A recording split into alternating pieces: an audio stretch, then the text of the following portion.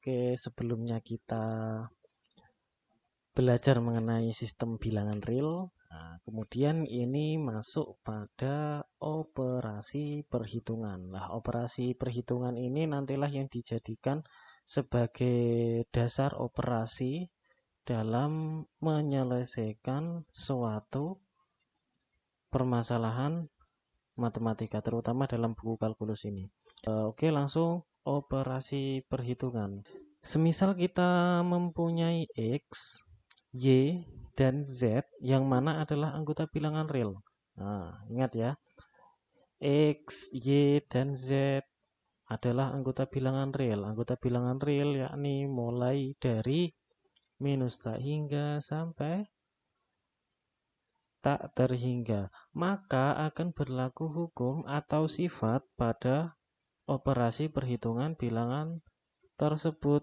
Nah, operasi perhitungannya operasi yang kita sering mainkan di dalam penyelesaian matematika apa? Ada perkalian, kemudian ada pembagian, kemudian ada lagi penambahan, kemudian yang terakhir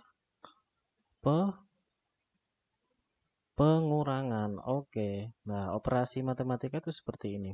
Tetapi ya, dalam operasi perhitungan ini menyangkut untuk khusus untuk bilangan real ya, khusus untuk bilangan real.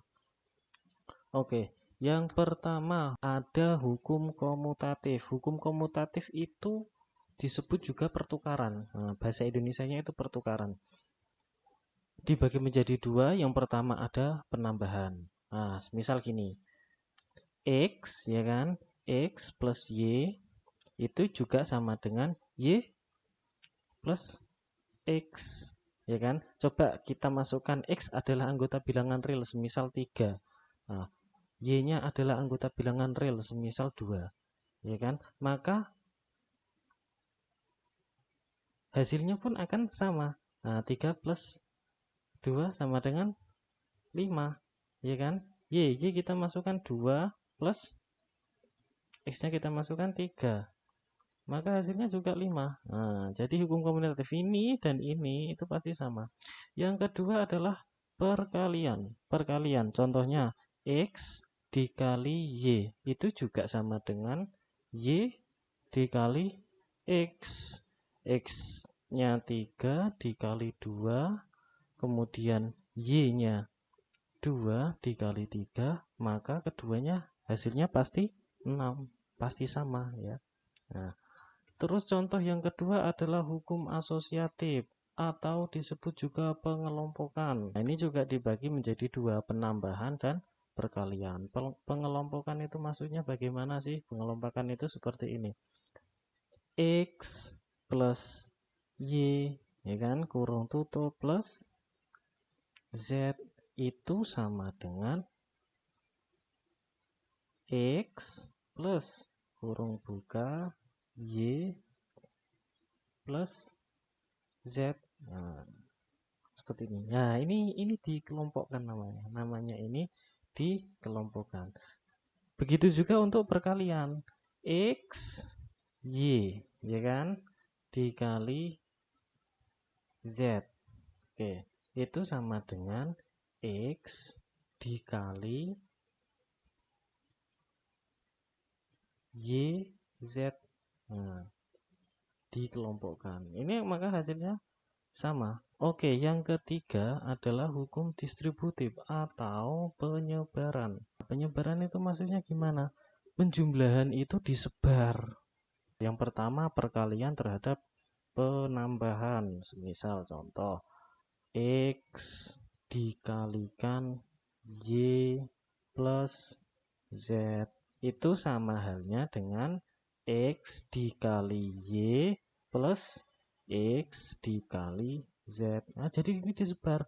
Ini dikali ini dulu, kemudian ini dikali ini. Kemudian perkalian terhadap pengurangan. Ya ini sama. Ini kan penambahan. Ini juga pengurang. Ya, kalau ini pengurangan. X, Y, min Z itu sama dengan X kali Y min X kali Z. Sangat mudah sekali. Oke, langsung yang keempat adalah unsur identitas. Lah, ini unsur identitas ini. Unsur identitas itu bagaimana sih? Unsur identitas itu bisa didefinisikan sebagai sesuatu yang menunjukkan dirinya sendiri atau identik dengan dirinya sendiri. Loh, maksudnya seperti apa? Maksudnya seperti ini. Misal katakanlah X ya. Kita mempunyai X. Oke. Kita mempunyai X. X itu sama dengan sesuatu yang menunjukkan dirinya sendiri atau identik dengan dirinya sendiri. X ya otomatis yang menunjukkan X, ya kan? X ya sama dengan X. Akan tetapi X juga bernilai X sama dengan 0. Sorry, plus. Nah, X juga sama dengan X plus 0. Jadinya kan X, ya kan? Atau bisa juga X sama dengan X kali 1. X kali 1 itu ya juga sama dengan X. Jadi yang dimaksud dengan sesuatu yang menunjukkan dirinya sendiri atau identik dengan dirinya sendiri itu seperti ini. Nah, misalkan X ya kan. X itu kan sesuatu. Sesuatu itu kan menunjukkan dirinya sendiri, ya kan? Menunjukkan dirinya sendiri ya apa berupa X. Tapi juga bisa ditunjukkan dengan X plus 0. Dan juga bisa ditunjukkan sebagai X kali 1. Berarti X ini memiliki banyak banyak topeng ya. Memiliki memiliki tiga tiga kebenaran. Kebenaran apa? Kebenaran yang pertama X sama dengan X.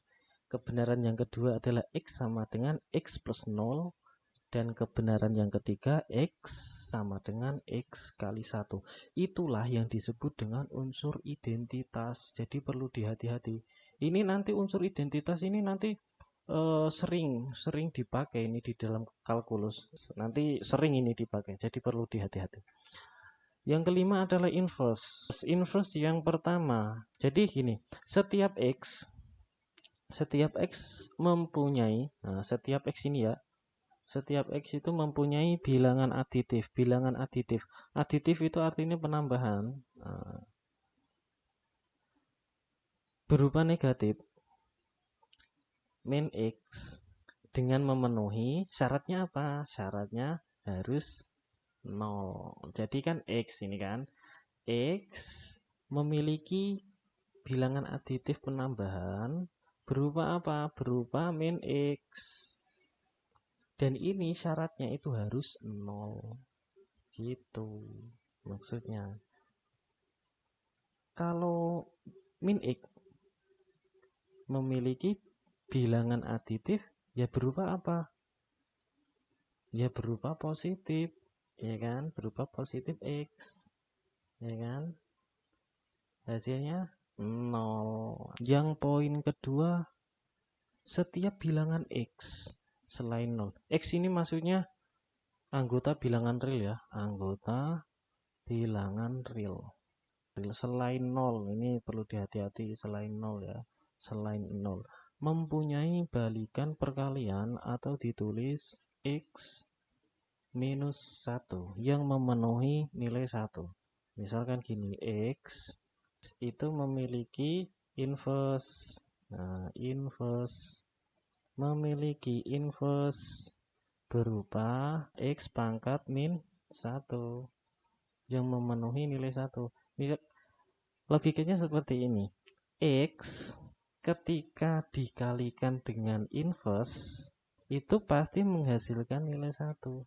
Inverse-nya apa? Inverse-nya X pangkat minus 1. Maka hasilnya 1. Loh kok bisa? Kita ya. X pangkat minus 1 itu kan sama dengan seper X. Ya, ini ya. Nah, kan sama dengan seper X. Maka ketika X dikalikan dengan inverse-nya, itu hasilnya pasti 1. X dikali 1, ya X dibagi X. X per X, ya 1 hasilnya. Itulah yang disebut dengan inverse. Contoh, oke, contoh ya. Contoh. 7 misal, 7. Inverse dari 7 inverse dari 7, inverse-nya, oke, inverse-nya itu sama dengan berapa? 7 pangkat minus 1 atau 1/7. Inverse itu balikan. Jadi kebalikan dari 7 itu 1/7.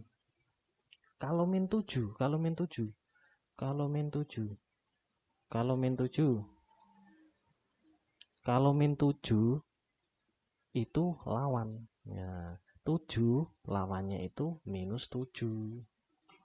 Lawannya min 7. Kalau balikan dari 7, ya 1/7. Nah, seperti itu maksudnya. Jadi nanti dalam kalkulus, ya kan, itu tidak terlepas dari operasi perhitungan. Kelima operasi perhitungan ini. Yang pertama ada komutatif, hukum komutatif. Yang kedua ada hukum asosiatif. Yang ketiga ada hukum distributif. Yang keempat unsur identitas. Yang kelima ada inverse. Oke, begitulah operasi perhitungan dalam sistem bilangan real, yang mana nanti operasi-operasi ini digunakan dalam menyelesaikan suatu permasalahan-permasalahan perhitungan. Cukup sekian. Wassalamualaikum warahmatullahi wabarakatuh. Oke.